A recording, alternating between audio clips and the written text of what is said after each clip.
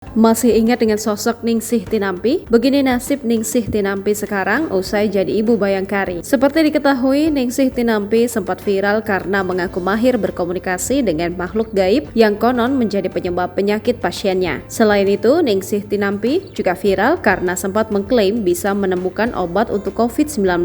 Kini Ningsih Tinampi tak lagi setenar dulu, giliran dukun Ida Dayak asal Kalimantan Timur yang sedang meraup popularitas. Dulu, Ningsih Tinampi tak memiliki saingan. Praktik pengobatannya juga kerap dibagikan di media sosial. Ningsih viral lantaran pengobatannya yang berbau mistik. Saat Ningsih jarang muncul, Ida Dayak menggeser posisinya sebagai dukun viral. Ningsih Tinampi kini sibuk menjadi ibu bayangkari seusai menikah dengan seorang polisi. Sebelumnya, Ningsih Tinampi lahir pada 7 Februari 1973 dan memiliki 5 anak. Menggeluti dunia mistik dan supranatural sejak 2015, rupanya Ningsih Tinampi memiliki background pendidikan STM listrik. Ningsih bercerita dulu dirinya merupakan paranormal keliling. Praktiknya dari rumah ke rumah yang terkadang tak mendapatkan bayaran. Sebelumnya Ningsih juga sempat menikah dengan pria bernama Samsul Hidayat. Konon Ningsih menjadi dukun karena kecewa diselingkuhi oleh suaminya dan ingin sang mantan kembali lagi. Namun Ningsih Tinampi rupanya kini sudah tak menjanda lagi. Wanita yang kerap dijuluki pembasmi dukun itu sudah dipersunting seorang polisi.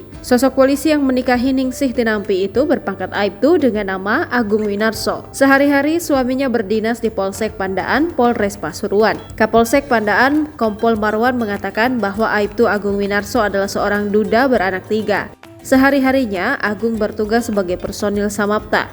Menjadi ibu bayangkari, Ningsih Tinampi tampak tak canggung mengobati pasiennya yang telah menanti. Pada video yang diunggah 17 November 2022 lalu, Ningsih Tinampi nampak mengobati pasien dengan baju seragam bayangkari. Bahkan Ningsih Tinampi telah memakai nama suaminya di belakang namanya. Hal ini terlihat dari name tag Ningsih Tinampi yang bertuliskan Nyonya Ningsih Tinampi Agung. Meski mengenakan baju seragam bayangkari berwarna pink dengan kerudung yang senada, Ningsih Tinampi tak canggung mengobati pasiennya. Ia juga tak sungkan menanyai latar belakang pasien yang akan diobatinya. Ningsih Tinampi juga sempat kembali jadi sorotan usai merawat bayi yang ditelantarkan salah satu pasiennya. Niat baik Ningsih Tinampi mengasuh anak yang dilahirkan pasiennya tersebut justru berujung kekecewaan. Lantaran sang ibu kandung anak yang diasuh Ningsih Tinampi tiba-tiba datang dengan dinas sosial. Padahal selama 3 tahun merawat anak yang ditelantarkan itu, pihak Ningsih Tinampi tidak dihubungi oleh si ibu kandung anak yang diasuhnya.